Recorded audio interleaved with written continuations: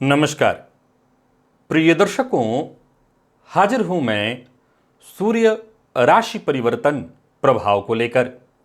17 अक्टूबर 2024 प्रातः 7:53 पर भुवन भास्कर अपनी वर्तमान कन्या राशि को छोड़कर अपनी नीच राशि तुला राशि में प्रवेश करने जा रहे हैं, जहां की वो 16 नवंबर 2024 की प्रातः तक रहेंगे और इसके पश्चात वृश्चिक राशि में प्रवेश कर जाएंगे।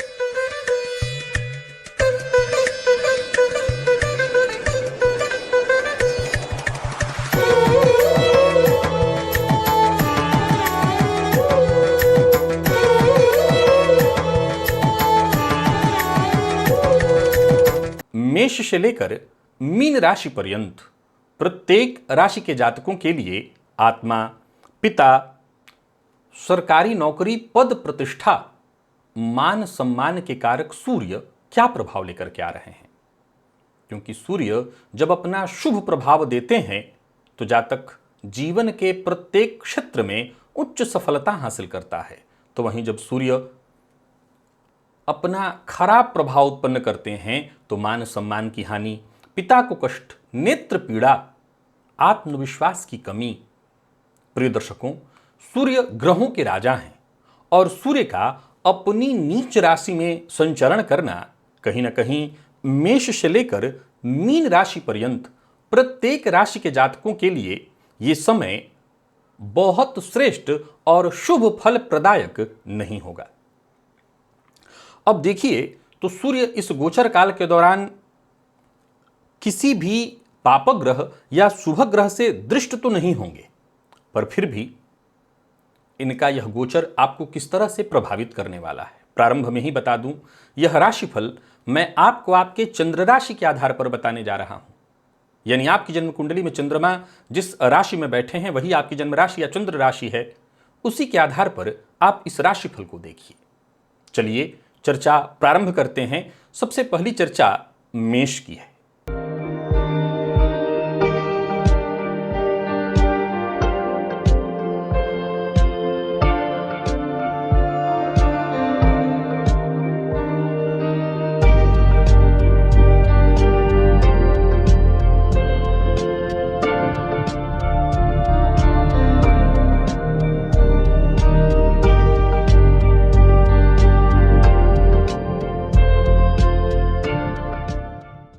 मेष राशि के जातकों के लिए सूर्य का यह गोचर जो कि आपकी राशि से सप्तम में होने जा रहा है।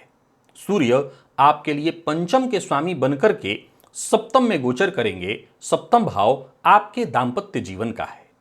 सीधी सी बात है कि ये वो समय होगा जहां समाज में चाहे वो आपके प्रत्यक्ष हों या अप्रत्यक्ष, जो आपके शत्रु हैं, जो आपके विरोधी हैं, जो किसी न किसी तरह से आपको, आपके मान सम्मान को ठेस पहुंचाना चाहते हैं, वो आपके सम्मुख समस्या उत्पन्न करेंगे। गृह कलह की स्थिति दिखाई पड़ रही है। एक तो घर से परेशान, उधर बाहर भी परेशानी। तो वहीं कोर्ट कचहरी इत्यादि में कोई आपकी केस इत्यादि आपका चल रहा है तो वहां भी परेशानी, क्योंकि धन हानि की स्थिति दिखाई पड़ रही है। कुल मिलाकर के यह समय बहुत अच्छा नहीं है। सूर्य की 7वीं दृष्टि आपके व्यक्तित्व पर होगी। अब एक नियम कहता है कि सूर्य की उच्च दृष्टि होगी, लेकिन जब ग्रह स्वयं नीच राशि में होता है तो उसकी उच्च दृष्टि से भी कोई विशेष लाभ नहीं मिलता। इसके परिणाम के स्वरूप आपके लिए कहीं ना कहीं स्वास्थ्य से संबंधित परेशानी, पित्तजन्य रोग की संभावना, इसका सामना आपको करना पड़ेगा। आपको अपने खान पान में विशेष सुधार लाना होगा। सूर्य आपके लिए पंचम पति बनकर के सप्तम में गोचर करेंगे, सो पेट जन्य रोग की संभावना उत्पन्न होगी, क्योंकि सप्तम भाव मारक भाव है और पंचम पति का सप्तम में जाना संतान पक्ष को लेकर के चिंता की स्थिति उत्पन्न कराएगा। प्रेम संबंध में परेशानियों को भी ये प्रदर्शित कर रहा है। यह समय ऐसा है जहां किसी भी तरह के कागजात पर साइन करने से पहले, हस्ताक्षर करने से पहले आपको 100 बार उसको पढ़ लेना चाहिए, समझ लेना चाहिए। और इस गोचर काल के दौरान संतान की शिक्षा, संतान के साथ अनबन, मतभेद की स्थिति दिखाई पड़ रही है। बहुत सोच समझ करके ही कदम आगे बढ़ाना होगा। यह समय आपके लिए बहुत अनुकूल दिखाई नहीं पड़ रहा है। मेष राशि के जातक इस गोचर काल के दौरान कोई नया व्यापार न शुरू करें। नौकरी में है तो बहुत सजग और सचेत रहें। सूर्य सरकारी नौकरी के विशेष कारक ग्रह हैं, यहां पर आपको बहुत सजग और सचेत रहना होगा। कोई भी ऐसा कार्य नहीं करना होगा जिससे मान सम्मान की हानि हो। कोई भी गलत कार्य मत करिए जिससे आप फंस जाएं। इस गोचर काल के दौरान भुवन भास्कर को विशेष रूप से अर्घ्य दीजिए। सूर्योदय के बाद तक मत सोइए। पिता का सम्मान करिए। आदित्य हृदय स्तोत्र का पाठ करिए ताकि यह गोचर शांति से निकल जाए। बात वृषभ की कर लेते हैं। वृषभ के जातकों के लिए सूर्य का यह गोचर जो कि आपकी राशि से षष्ठ में होने जा रहा है, भले सूर्य नीच राशि में है लेकिन यह गोचर आपके लिए अत्यंत शुभ है। आप किसी भी फील्ड के व्यक्ति हों, विशेषकर प्रतियोगी परीक्षा के विद्यार्थियों के लिए यह समय अनुकूल दिखाई पड़ रहा है। इस गोचर काल के दौरान कार्यक्षेत्र में आपको संघर्ष अनवरत करते रहना पड़ेगा, लेकिन इसी संघर्ष के बदौलत आप सफलता हासिल करेंगे। इस गोचर काल के दौरान माता के स्वास्थ्य में परेशानी देखने को मिलेगी। घर से आपको दूर भी रहना पड़ेगा। समय समय पर आपको अपने भी स्वास्थ्य को लेकर के डॉक्टर से जाकर के मिल लेना चाहिए। जो समय पर जांच करा लेनी चाहिए। यदि आप ब्लड प्रेशर या हार्ट के पेशेंट पहले से ही हैं तो आपको अपने स्वास्थ्य का ध्यान देना होगा। डॉक्टर के द्वारा दिए गए निर्देश का पूर्ण रूपेण पालन करना होगा। आर्थिक दृष्टिकोण से मैं इस गोचर को आपके लिए ठीक ही कहूंगा। धनागमन और धन व्यय दोनों एक समान स्थिति में ही दिखाई पड़ रहे हैं। कोई नया कार्य आरंभ करने की सोच रहे हैं तो कर सकते हैं। पैसा आपका कहीं फंसा हुआ है, उसे पाने के लिए आप यदि प्रयत्न करना चाहते हैं तो यह समय आपके लिए लाभदायक सिद्ध होने वाला है। तो वहीं स्वास्थ्य के दृष्टिकोण से देखें तो इस गोचर काल के दौरान आपके स्वास्थ्य में कुछ परेशानी दिखाई पड़ रही है। जिन लोगों को माइग्रेन की शिकायत है वो अपने स्वास्थ्य का ख्याल रखें। दाम्पत्य जीवन में कुछ न कुछ परेशानी रहने वाली है। इस गोचर काल के दौरान जो भी परेशानियां उत्पन्न हो सकती हैं उससे बचने के लिए और इस गोचर का श्रेष्ठ लाभ प्राप्त करने के लिए, चाहे आप नौकरी पेशा हों, आप व्यापारी हों, आप विद्यार्थी हों, आप गृहिणी हों, आप किसी भी फील्ड से जुड़े हों, आदित्य हृदय स्तोत्र का पाठ करिए। भुवन भास्कर को अर्घ्य प्रदान करिए। पिता का सम्मान करिए ताकि यह गोचर अच्छे से बीते। मिथुन के जातकों के लिए सूर्य का यह गोचर आपकी राशि से पंचम में होने जा रहा है। अब देखा जाए तो सूर्य अपनी नीच राशि में आपके लिए तीसरे के स्वामी बनकर के गोचर करेंगे। यह गोचर 70-30 का है, अर्थात 70% आपके पक्ष में है। इस गोचर काल के दौरान आपको अनावश्यक यात्रा करनी पड़ सकती है। गर्भवती महिलाओं को इस गोचर काल के दौरान बहुत सजग और सचेत रहना होगा। विद्यार्थियों के लिए यह गोचर बहुत बढ़िया है। इस गोचर काल के दौरान पिता से किसी न किसी बात को लेकर के अनबन होने वाली है। आर्थिक दृष्टिकोण से यह गोचर अनुकूल है। प्रॉपर्टी से आपको लाभ मिलने वाला है। अचल संपत्ति को बेचकर उससे आप कोई नई प्रॉपर्टी खरीदना चाहते हैं तो खरीद सकते हैं। पैतृक संपत्ति अगर आपके पास है उसे बेचना चाहते हैं तो बेच करके आप उससे फायदा उठा सकते हैं। लीवर या पेट में और कोई ना कोई स्वास्थ्य यानी पेट से संबंधित परेशानियां दिखाई पड़ रही हैं, इसलिए मैंने विशेष रूप से गर्भवती महिलाओं को भी सावधान रहने के लिए कहा। वाहन चलाते समय सावधानी बरतिएगा। यदि माता पिता वयोवृद्ध हैं तो उनके स्वास्थ्य के प्रति बहुत ज्यादा सजग रहिए। इस गोचर को वैसे तो मैं पुनः कहूंगा मिथुन के जातकों के लिए सूर्य का यह गोचर भले नीच राशि में है सूर्य पर लाभप्रद है। विद्यार्थियों के लिए भी शिक्षा के दृष्टिकोण से ठीक है, मन कम लगेगा पर फिर भी ठीक है। भुवन भास्कर को अर्घ्य दीजिए।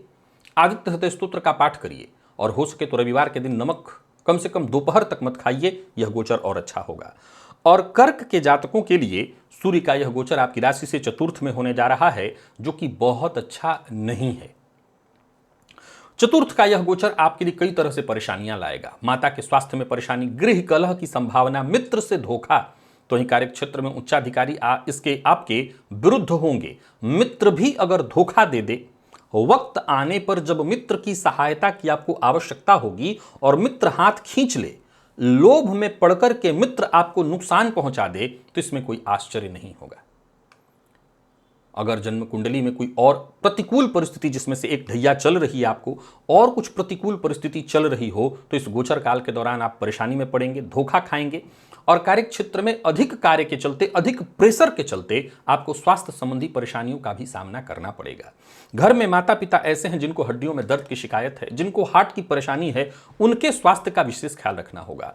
आप अपने खुद के स्वास्थ्य का बहुत ज्यादा ख्याल रखिए। बीच बीच में समय कार्य से अवकाश लीजिए और परिवार के साथ समय व्यतीत करिए, उनके साथ कहीं घूमने को जाइए। बाकी स्वास्थ्य के दृष्टिकोण से यह गोचर कर्क के जातकों के लिए ठीक नहीं है। गृह कलह की स्थिति है, इससे बचने के लिए भुवन भास्कर को अर्घ्य दीजिए, गाय को गुड़ खिलाइए और साथ ही साथ आदित्य हृदय स्तोत्र का पाठ करिए।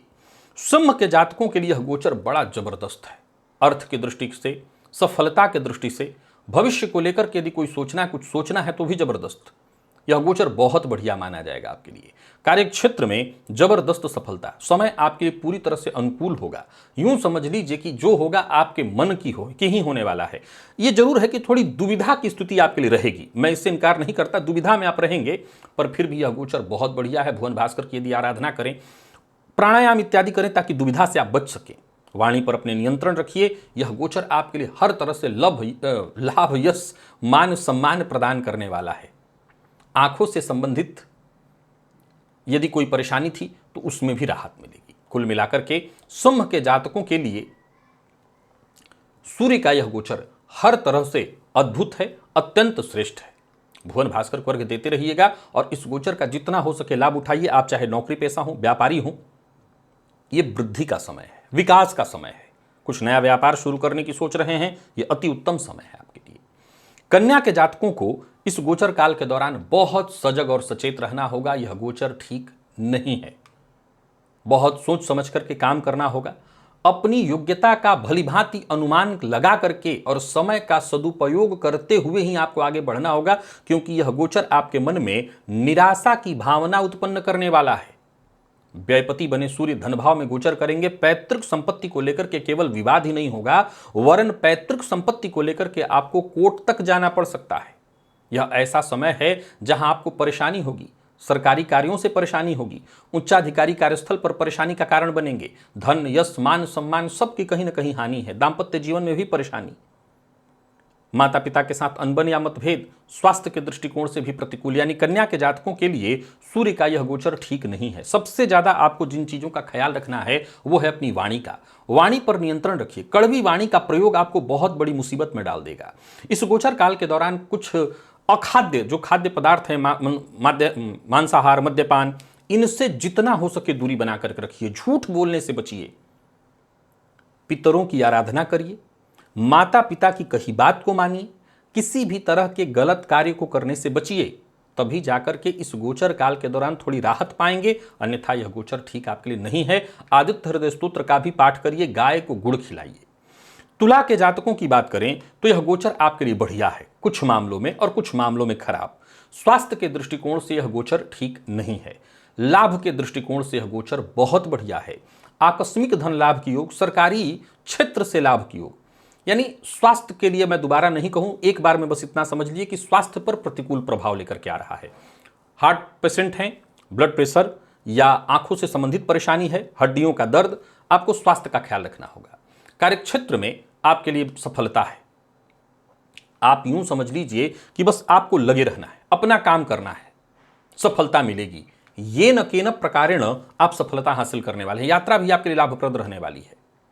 हां, जिस कार्य को करने की इच्छा न करे उस कार्य को छोड़िए, और अगर स्वास्थ्य में तनिक भी कमी दिखाई पड़े तो उसको लापरवाही से मत देखिए, डॉक्टर से तुरंत मिलिए।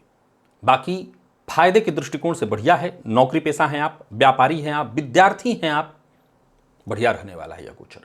इनकम के एक से अधिक स्रोत बनते दिखाई पड़ रहे हैं। और तो और इस गोचर काल के दौरान अगर आपका पैसा लंबे समय से कहीं फंसा हुआ था, उलझा हुआ था, उस पैसे को वापस पाने के लिए आप प्रयत्न करिए, आपको सफलता मिलेगी। गायत्री मंत्र का जप करिए, आदित्य हृदय स्तोत्र का पाठ करिए, और जितना हो सके खान पान अपना नियंत्रित रखिए। यह गोचर ठीक है आपके लिए।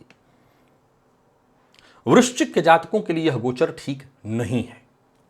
दशमपति बने सूर्य नीच राशि में 12वें भाव में गोचर करेंगे, जो जीवन में उठापटक की स्थिति लाएंगे। कार्य क्षेत्र में विशेष रूप से परेशानी, ये सबसे ज्यादा परेशानी नौकरी पेशा लोगों के लिए करेंगे, चाहे आप सरकारी नौकरी से जुड़े हुए हों या प्राइवेट सेक्टर से। व्यापारी वर्ग भी कहीं ना कहीं परेशानियां महसूस करेगा, लेकिन फिर भी आपकी इनकम तो रहेगी। नौकरी करने वालों की इनकम पर कोई असर सरकारी वालों पर क्या पड़ेगा, लेकिन परेशानी होगी। व्यर्थ का ट्रांसफर, ऐसी कोई सूचना मिल जाएगी जो कि आपको मानसिक अशांति दे। सबसे पहले तो आपको अपने बॉस के साथ संबंध मधुर बना करके रखना होगा, पिता के साथ संबंध मधुर बना करके रखना होगा, चाहे वो व्यवसायिक हो, पर्सनल हो या प्रोफेशनल। हर स्तर पर आप मानसिक रूप से परेशानी देखेंगे। इस गोचर काल के दौरान आपको बहुत सजग और सचेत रहना है। विद्यार्थियों के लिए भी इस गोचर को मैं बहुत खास नहीं कहूंगा। हां, साधना, आराधना, पूजा पाठ के दृष्टिकोण से यह गोचर ठीक है, लेकिन बात यदि आपके कार्यक्षेत्र की करें, यदि आपके सफलता की करें, आपके उत्थान की करें, तो यह गोचर ठीक नहीं है। यूं समझ लीजिए कि एक नकारात्मक स्थिति इस गोचर काल के दौरान बनने वाली है। एक निराशा की स्थिति बनने वाली है, एक अज्ञात भय, मन अशांत रहेगा, किसी भी कार्य में मन न लगना, जहां भी हाथ लगाएंगे वहां से परेशानियां निकल करके आएंगी। पहले तो आप हनुमान जी की आराधना कर ही रहे होंगे, भुवन भास्कर को अर्घ्य प्रदान करिए, रविवार के दिन गाय को गुड़ खिलाइए, और साथ ही साथ गुड़ बहते जल में प्रवाहित करना भी आपके लिए अच्छा होगा। और सबसे जरूरी बात जो उपाय है वो है कोई भी गलत काम, गैर कानूनी काम मत करिए। धनु के जातकों के लिए नीच के सूर्य सकारात्मक संदेश लेकर के आ रहे हैं। कार्यक्षेत्र में वाहवाही, मान सम्मान में वृद्धि, राजनीतिज्ञ हैं तो सफलता, कार्यक्षेत्र में उच्चाधिकारियों से विशेष लाभ, यूं समझ लीजिए आपकी सभी कामनाएं पूर्ण होने वाली है। यह गोचर बेहद अनुकूल है। आप अनुकूलता के साथ प्रगति के मार्ग पर बढ़ रहे हैं।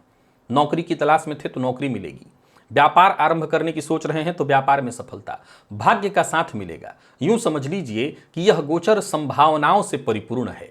कोर्ट केस इत्यादि है तो वहां भी आपको उससे मुक्ति मिलेगी, वहां जीत मिलने वाली है। आगे बढ़ते चले जाइए, बस न रुकना है न पीछे मुड़कर देखना है। यह गोचर आपके लिए एक उम्मीद लेकर के आया है, एक नया सवेरा। इस समय का आपको केवल लाभ उठाना है, इस समय को व्यर्थ नहीं जाने देना है। जितने भी धनुराशि के जातक हैं, चाहे आप नौकरी पेशा हो, व्यापारी वर्ग हो, विद्यार्थी हो, सबके लिए मैं इस गोचर को अत्यंत श्रेष्ठ कहूंगा। खान पान नियंत्रित होना चाहिए। सूर्य की दृष्टि पंचम पर होगी तो पेट में पित्त उत्पन्न करते हैं, तो बहुत अधिक मसालेदार, तला भुना ये आपको नहीं खाना है। गर्भवती महिला थोड़ा सचेत रहें, डॉक्टर से मिलती रहें, अपना ध्यान रखें। बाकी विद्यार्थियों के लिए भी ठीक है। हाँ, प्रेम संबंध में सूर्य की दृष्टि भी विच्छेदात्मक है, तो प्रेम संबंध में थोड़ी परेशानी उत्पन्न होगी। संतान से भी अनबन या मतभेद होगा। क्या करना है? उपाय भुवन भास्कर को अर्घ्य देना है, माता पिता का सम्मान करना है, पिता की आज्ञा से ही कोई कार्य करिए, फिर देखिए यह गोचर आपके लिए बहुत अच्छा है। तो वहीं मकर के जातकों के लिए भी सूर्य का यह गोचर कोई बहुत खास नहीं है। वैसे तो सूर्य दशम के दिग्बली होते हैं, लेकिन अष्टमपति बनकर के दशम में गोचर करेंगे, कार्यक्षेत्र में परेशानियां उत्पन्न करेंगे, मान सम्मान की हानि कराएंगे। संभवतः हाथ में आया बड़ा प्रोजेक्ट जिससे आपके सफलता में चार चांद लगने वाला था, कमी आ जाएगी। परिवार के मध्य कलह की स्थिति, माता के स्वास्थ्य में परेशानी, पिता के साथ अनबन। भगवान की शरण में रहना होगा, पूजा पाठ करना होगा, गुप्त साधना करिए। साधना ही एकमात्र वो मार्ग है जिससे इस गोचर काल के दौरान थोड़ी आप राहत पा सकते हैं। उच्च शिक्षा ग्रहण कर रहे विद्यार्थियों के लिए ठीक है, जो रिसर्च इत्यादि के फील्ड से जुड़े हुए हैं।